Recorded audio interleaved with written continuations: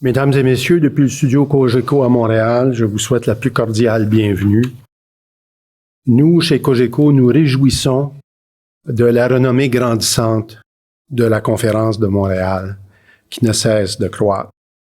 Cogeco is very proud to be involved with the International Economic Forum of the Americas for the 9th year in a row now.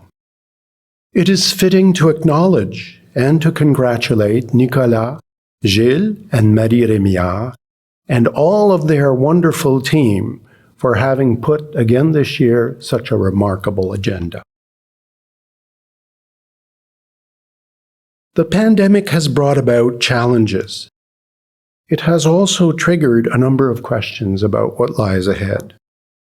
To answer these questions and to offer some thoughts on the matter, we have the privilege of welcoming one of the most prominent key players of this economic reset. And this is the 6th Secretary General of the Organization for Economic Cooperation and Development, Mr. Mathias Cormann.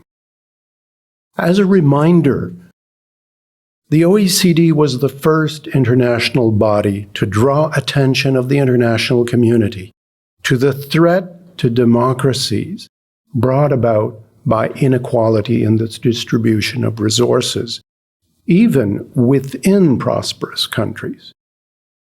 The OECD has called this for what it is. The ravages of this situation can be seen all over the world, and most notably in the United States, the United Kingdom, and France, to name just a few. It is true that the discrepancy in Canada is much less pronounced, thanks to the taxation regime of redistribution of riches. However, I think we can safely say that the international community has not heeded the advice and the warnings of the OECD. Let's face it, this is essentially due to our inherent individual selfishness. However, it's never too late for an inclusive reset. Let us now turn to the priorities of the new Secretary General.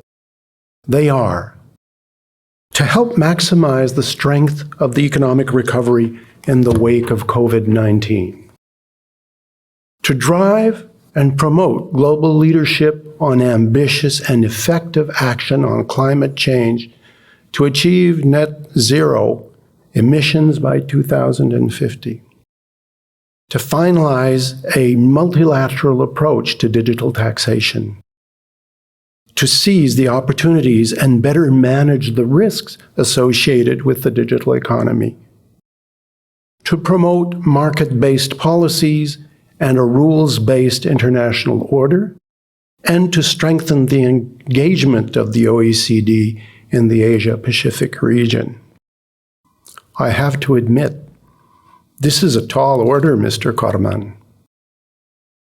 Prior to his appointment to the OECD, Mr. Mathias Cormann served as the Australian Minister for Finance, as the leader of the government in the Australian Senate, and as federal senator representing the state of Western Australia.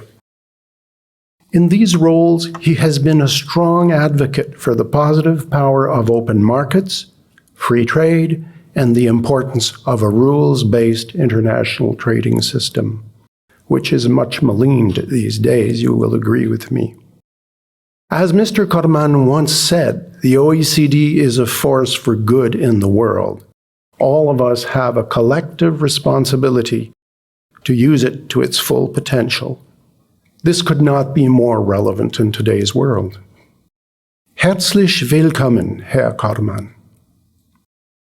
Mr. Cormann will be interviewed by Brian Tobin, Vice Chair of the BMO Financial Group.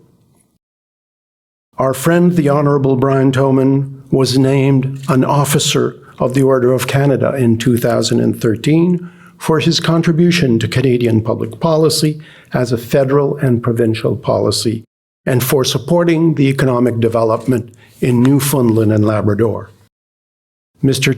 Tobin, served as Federal Minister of Industry from October 2000 to January 2002, prior to which he served as the Premier of Newfoundland and Labrador from 1996 to 2000.